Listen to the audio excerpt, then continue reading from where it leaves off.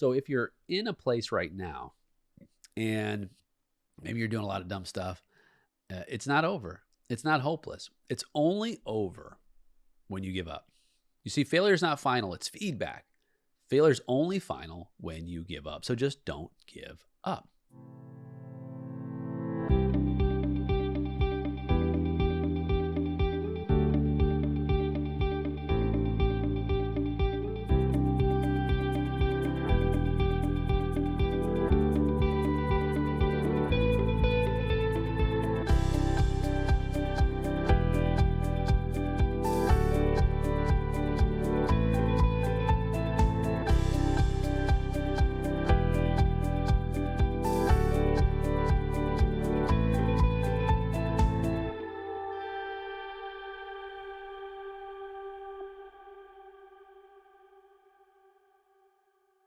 Hello, my friend, and welcome to this last episode of our series on servant leadership, our solo run on how to create and become a servant leader. There are 7 episodes before this one, and if you haven't heard them, I would encourage you to listen, starting with episode 9 and then once a week on servant leadership.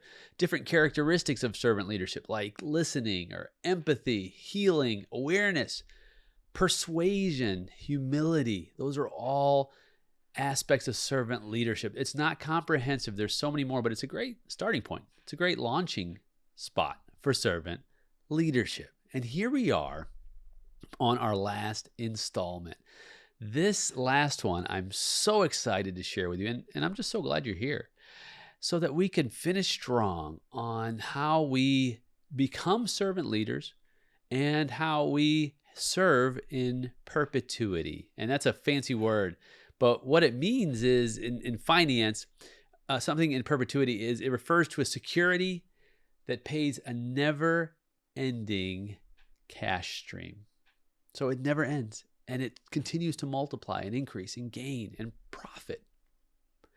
And so when we consider the servant leader, we're considering someone who is committed to the growth of people. I mean, all of what we've been talking about is about people. It's about relationships. And that's the heart of all leadership, whether it's servant leadership or transformational leadership, any type of leadership model that you might look at, adaptive leadership, and so on. They all hinge on people, relationships. And so as we learn to cultivate healthy relationships in a leadership and a followership model, because we're not always leading, sometimes we're following. In fact, one of the models I like to employ is follow, lead, repeat, which means I start out as a follower always, and I follow others who have gone where I desire to go or are on that journey. And then I begin to learn and lead others. And then I repeat, because you never arrive as a leader. Continue to follow. And even your own followers. I have individuals in my life who I lead and I coach. I get to be a part of their lives, and I also follow them. In fact, it reminds me of a movie that many years ago called Reign of Fire, Reign, I believe, and Matthew McConaughey and Christian Bale.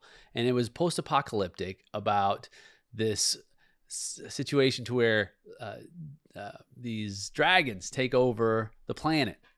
And Matthew McConaughey's character is this militia type of guy, really tough. And Christian Bale's character is just taking care of a kind of a colony or a settlement of people in looks like what could be the UK, of course, and then close to London. And then throughout this movie, Christian Bale is kind of antagonizing with Matthew McConaughey, because Matthew McConaughey is a straight up leadership type. He is not going to follow anybody, and he's on a mission to destroy these dragons. And toward the end of the movie, the lair of the master dragon, the lead dragon, is in London, and they set out as a group to kill this dragon. Well, Matthew McConaughey doesn't know the lay of the land. Christian Bale does, because he grew up there. And so I remember this. It's so poignant, and it's so impactful. I remember this in the scene when they're getting ready to go into London. Matthew McConaughey looks at Christian Bale and says, "Now, you lead, I follow." Of course, he said it in his Southern accent. "You lead, I follow." I'm doing my best, but anyhow. And it reminds me that as leaders, we're also followers. We follow people when they know how to go where we desire. So when we're serving in perpetuity, and this idea of how we are committed to the growth of others, it's so important for us to identify how we're growing. And in leadership, in life, in family, in business, we've got to ask the questions, are we able to even serve if we're not growing? Because growing has been said that growing is giving. And when we can grow, we can give more. So, the question I would start with is about your own growth as a leader and as a follower. What are you consuming? Is it nourishing? Is it destructive? And when I'm talking about consuming, I'm not just talking about food. It's important. Yeah, it's consumption, and food that's nourishing or destructive can have an impact on your body. But what are you reading? What are you watching? What are your influences? There's an old saying, "Show me your friends, I'll show you your future." And how true is that? When I was growing up, I was wayward. I was off the rails in a lot of ways, and thank God I had mentorship in my mid-20s that helped me to correct a road to self-destruction. I was on a pathway to nowhere, really, one-way road to nowhere, and it was painful. It was desolate. It was lonely. It was depressing. I thought I was growing, but I wasn't. I was going in the totally wrong direction in life. It was foolish. And I was making a lot of mistakes that were going to have more and more cost. And then when I had mentorship that showed me a better way, even through my own walk and journey for meaning and purpose in life, it changed everything. In fact, when I was young, I didn't even know if I wanted to be, my career choice. I didn't know, maybe I should be a criminal or join the FBI. In fact, I was sitting with one of my buddies at the pool, and I asked him that question. I was like, "I don't know. What do you think? Do you think I should join the crime scene, or do you think I should maybe do work to be a federal agent?" And he just looked at me like perplexed, like, "Are you really asking me this?" I'm like, "Yeah, I got to figure out what my path is." So it was logical, but it was just so incredibly foolish to even consider that. And it was because what I was consuming, what I was reading, what I was watching, my influences were unhealthy. And I was on a pathway to really make some really poor choices. In fact, history can repeat itself. I had some issues. My dad was locked up for a bit when I was young, and I didn't understand what that looked like. I would go visit him, and I'm like, why can't he come home? And then I'm in my late teens, early 20s, and I'm getting ready to repeat some of the same mistakes that I'd seen in my own history. And once I started getting around the right kind of influences that led to life and not destruction, that led to hope and not heartache, that led to better futures rather than an early end to what could possibly be a life full of helping others. In fact, if it wasn't for those mentors and influences, that true nourishment that I had in my 20s, I would not be sitting here with you today. I would tell people, I would be either dead or in jail. And people look at me and say, "Seriously, Nate, really? That doesn't make any sense at all." And that's just because there's been such a transformation. It's not what I've done. In some senses, yes, but it was really a followership. What I did was I followed a better path through individuals who helped me along that better path. So if you're in a place right now and maybe you're doing a lot of dumb stuff, it's not over. It's not hopeless. It's only over when you give up. You see, failure is not final, it's feedback. Failure is only final when you give up. So just don't give up. Make some changes. In fact, you're listening to this or watching it on social media, that's a change, because I'm not going to lead you to pathways that lead to folly and destruction. I'm going to lead you to pathways that lead to life and fullness. Why? Because I've been down that road to nowhere. I've lived down that road, and it's empty. It's hollow. It's useless. The Kool-Aid gets sold to you, and sometimes you drink it, but you can put it down and find a new path. So your own growth is really this first step in committing to the growth of others and serving in what I call serving in perpetuity, right? You can't possibly hope to serve others in a way that is magnified or a way that's super impactful unless you take care of yourself. So if you're not taking care of your body, if you're not taking care of your mind, if you're not taking care of your spirit, start today. Because the mind is pliable. It's malleable. And so as you begin to examine new influences and new environments, it will change you. So put yourself in environments that lead you to the best possible future. And what does that mean specifically, practically? Well, what kind of person do you want to become? You want to become a gangbanger? Then go hang out with gangbangers. I wouldn't recommend that. I used to hang out with those kind of individuals. My son was like, "What's that, Dad? That's a weird title." Sorry, that's from the 90s. You want to become a leader in your community. Go hang out with leaders in your community. You want to become educated in a particular industry. Go work as an apprentice in that industry. I would even encourage you to work for free for someone who has just demolished it in an area as an intern, then take a paid position in an area that you are just taking it because it's low-hanging fruit, or you think, well, I might be able to get in with somebody. If you have an opportunity to get in with someone who you desire to become like, you should do it.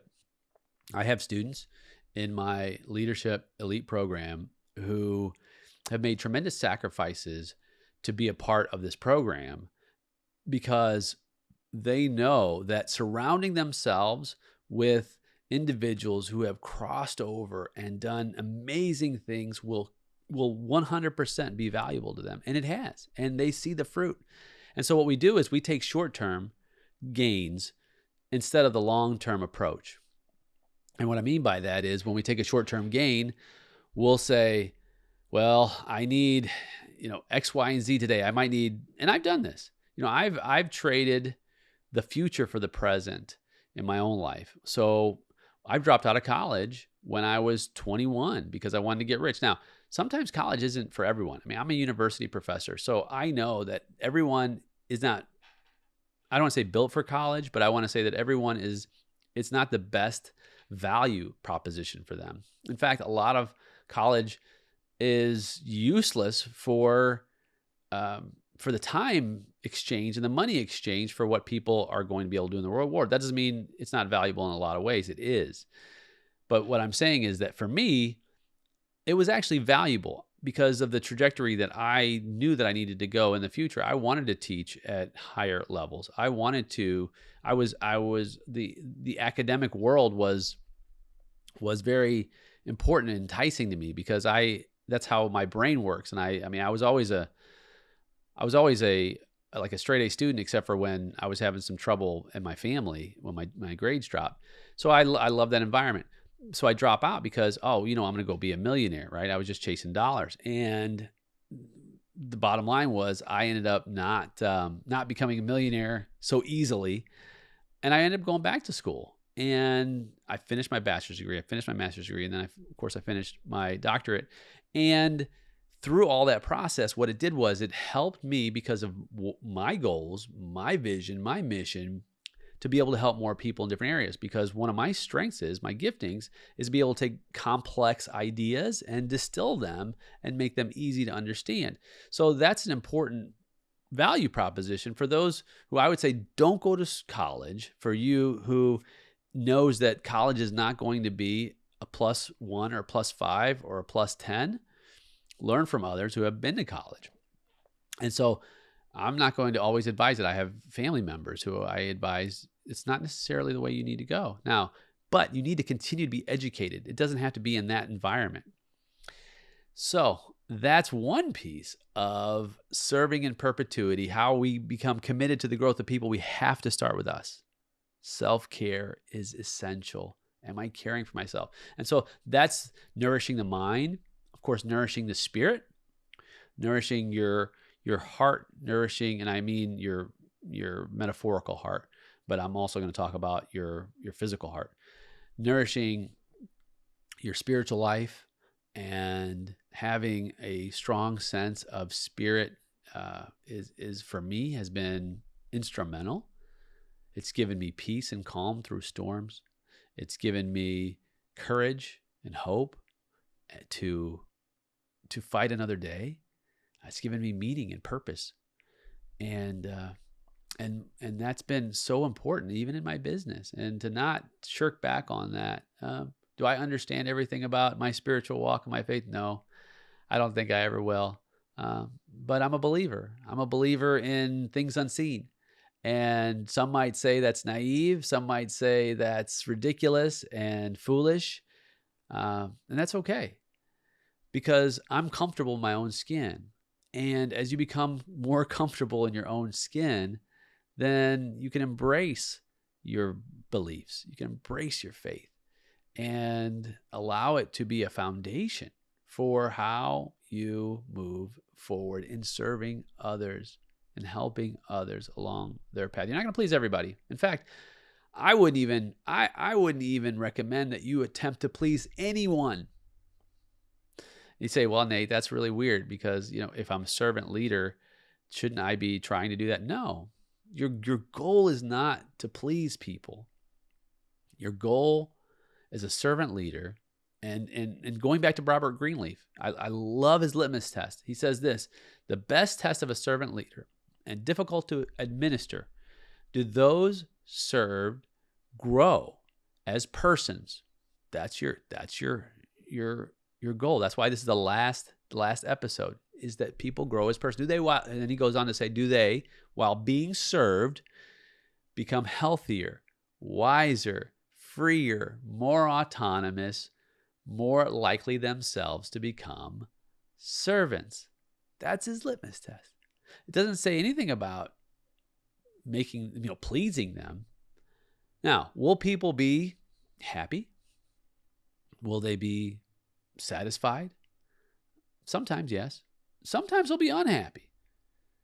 If that's your goal, then you'll be disappointed.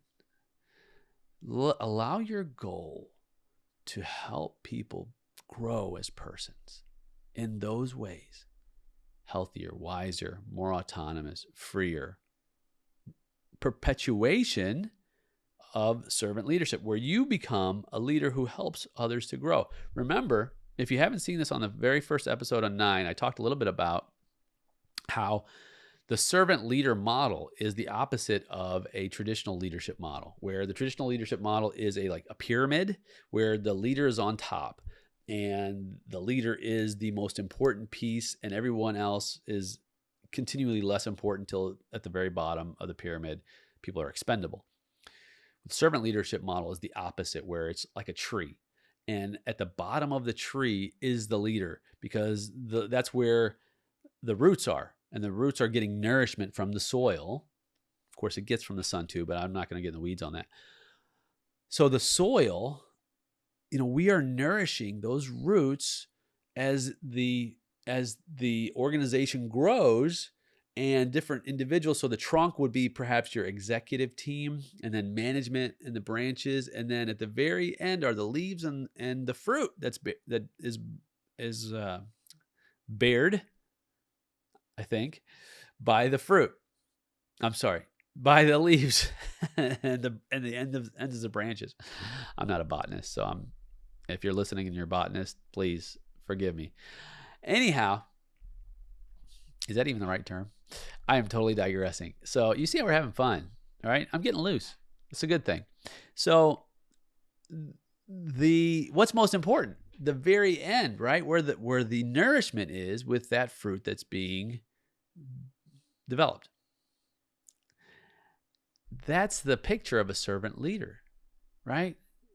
You're providing that nourishment at the very bottom, and it's rising up. And guess what's happening? People are growing. The tree is growing because you're nourishing it, and you can't nourish it unless you're healthy. If you plant seeds on unhealthy soil, they won't grow.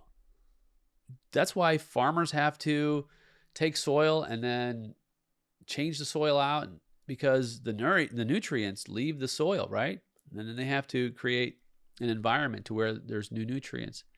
That's why it's so important for you. If you're going to serve in perpetuity, if you're going to be committed to the growth of people, then you must be healthy. All right.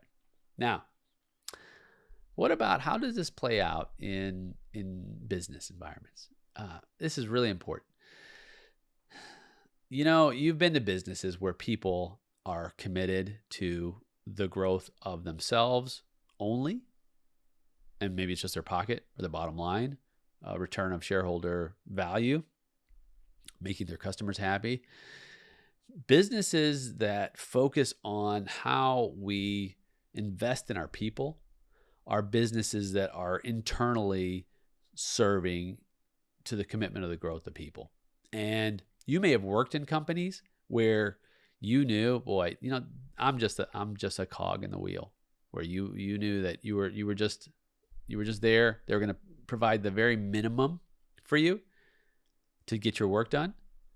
And as Travis Revell had said on another episode when we were doing our Business Mondays, you know, so many businesses pay people just enough for them not to quit. That's no way to have a business. You might have been on the end where you were an employer and you were on the employer side of this. I know I've been in that situation to where I've thought, well, what can I possibly cut so I can be most efficient? And it wasn't until a little later in my career as a business owner, really as an entrepreneur, because I had multiple businesses, that I began to take a look at other companies and how they serve their people. And in fact, just recently, I took one of my groups to the Ritz-Carlton Hotel for a 2-day retreat. And I don't think I'd ever stayed at a Ritz-Carlton before. I'd been into the lounge from time to time, but I'd never stayed or experienced their service quality. But the Ritz-Carlton, of course, they're considered a high-end, I guess you'd say, hotel. And I was always, I want to say a cheapskate with hotels, but I was like, if it's over $100 a night, I don't know if the bed's going to be that much better, or if the food is going to be that much better, or the water. And so I would always avoid it. But after staying at the Ritz for 2 days for this conference, I didn't have a hotel room there. I knew that the Ritz had quite a model for service excellence. But then when I got on the inside, wow. It was amazing to see how they operated from this commitment. In fact, it was an unwavering, what they called an allegiance to this gold standard. And the gold standard hinges on how they take care of their people. 100%. In fact, one of the managers there, the director of human resources, who we had a great talk with, said that the most important thing for them are the ladies and gentlemen that work there. Not employees, ladies and gentlemen, because ladies and gentlemen serving ladies and gentlemen. They elevate their people. The first thing I noticed about this was that they elevated their people to the standard of a lady and a gentleman. And this was really interesting to me. It's so inviting to know that you're elevating your people, and that they're treated as guests, because ladies and gentlemen serving ladies and gentlemen. So this is be my guest as a member of our team, so that we can serve our other guests. And it's really beautiful. It's touching how that focus is. The general manager spends 4 hours of this location, at least the one that we went to, individually with each new employee. Their directors spend time with them as well, and they have this certification process of serving. And it's so high on education. They carry these little cards around, and they have their credo, their motto. There's 12, I believe there's 12 different service areas that they have to focus on and make sure that they dial this in. And they don't do it simply because this is what we're told to do. They do it because they know that it meets the mission, the vision, and the values, and it raises the bar to the standard. And then they're rewarded for it. They're rewarded by getting these awards. And so, this environment that they've created is really like this reimagination of how we can serve our internal people, and our internal people can then serve others. In fact, one of the things they do is really cool is they've taught their people to start listening to our guests, as far as they try to capture all of the unexpressed wishes, they call it. Okay. So they teach people how to listen, how to pay attention, how to take notes, and then they build a database around that. And they find out what nobody can do, and they find out a way to do it. So they have so they're known for this ingenious approach to adversity. And so the adversity that their clients have, because they're also committed to the growth of people in serving in perpetuity. This is a great example of this. So the growth of their people internally, and then the growth of their customer externally. And so they give autonomy, and they empower their people to do great things. In fact, they give a $2,000 a stipend, if you will, that each employee can use toward helping solve a problem for a guest. Now, do they use that most of the time? No. And of course, they have to be able to justify it. So this isn't just a free-for-all. Hey, let's just go spend some money. But what it does is it gives them permission to take ownership of challenges and problems. So, for example, if there's a guest who the TV goes out, they say, and this is what really impactful to me, I'm sorry, my TV stopped working. They take ownership, even though you didn't make that TV stop working, but it's my TV. Why? Because you're a guest here in my place, and we're going to make it right. And they have they're very liberal and generous to do that. And so this is beautiful. This is it's so inviting. And because the training is right, because the atmosphere builds that up, because the mission, the vision, the values are not just words on walls, but they believe in them, they live them, they honor them, they salute them, they applaud them, they celebrate them, and they actually change lives. They help people grow. They're committed to serving in an uncompromising way. So they're taken care of, and they'll take care of others. One thing that's really important is that they remember people's names. They make it a point to remember your name. And I wonder how important is it to remember someone's name in the commitment that you have for them to serve them in perpetuity. When you remember a name, people feel valued. They feel respected. They feel important. Why? Because it's not the norm to remember names. If everybody remembered names, then it wouldn't matter. It's like remembering to say hello, right? People remember to say hello, but you're not like, oh my goodness, that's so amazing that you said hello. Oh my goodness, I'm so thankful. I feel so important. No, it's because it's not the norm. Because people forget. So much is going on when you first meet someone. All the stimuli, visual stimuli, if you can see, of course, auditory stimuli, all the noise around you, maybe if there's a handshake or some kind of a gesture, all these pieces are going on, and then the name's gone. So it takes a conscious effort to remember someone's name. And when you do, it shows that I have made a sacrifice for you. I have given up the standard operating procedure of not remembering your name to remember who you are, acknowledge you, validate you.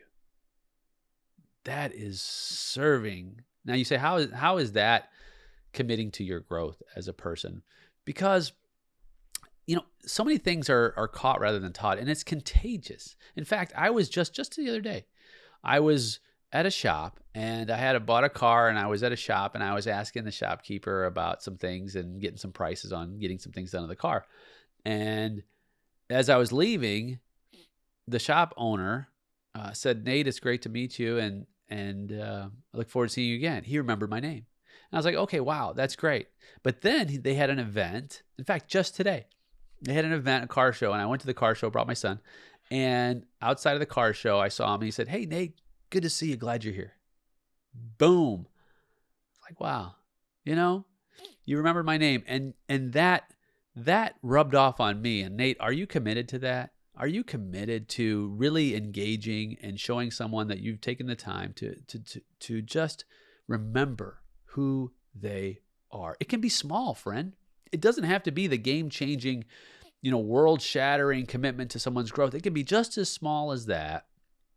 And then going on and blessing people with your ability to serve them in perpetuity, no matter where you go. Remember, it's a never-ending stream. That's what this is. Well, how about in family?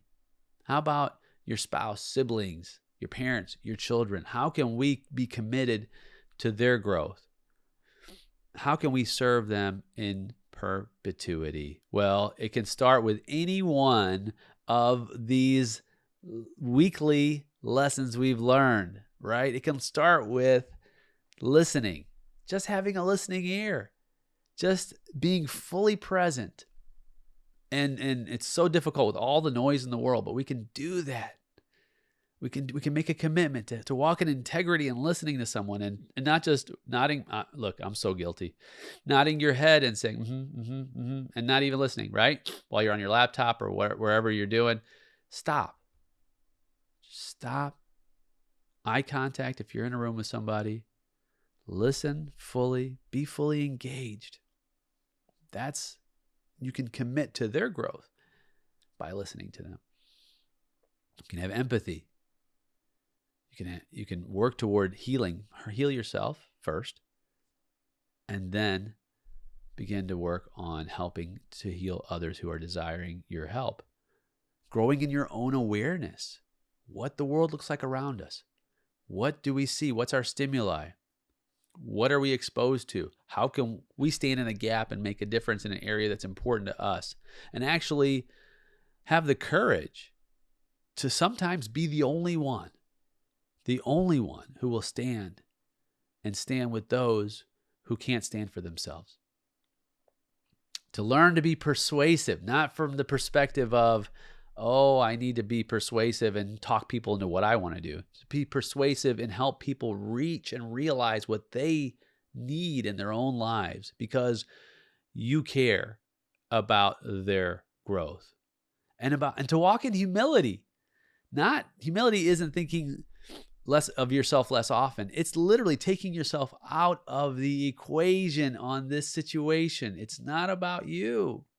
It's not about me. This podcast is not about me. It's about you. So when I think about who the hero is of this show, it's you. You are the one who's the hero of the story. I'm simply a guide. And as I guide you week to week, my hope is that we will continue to grow together, and we will both become freer, wiser, more autonomous, more likely ourselves to be wiser and servants. And that's a beautiful thing. What a beautiful proposition. What a wonderful time we've had together. I hope you've enjoyed our series on servant leadership.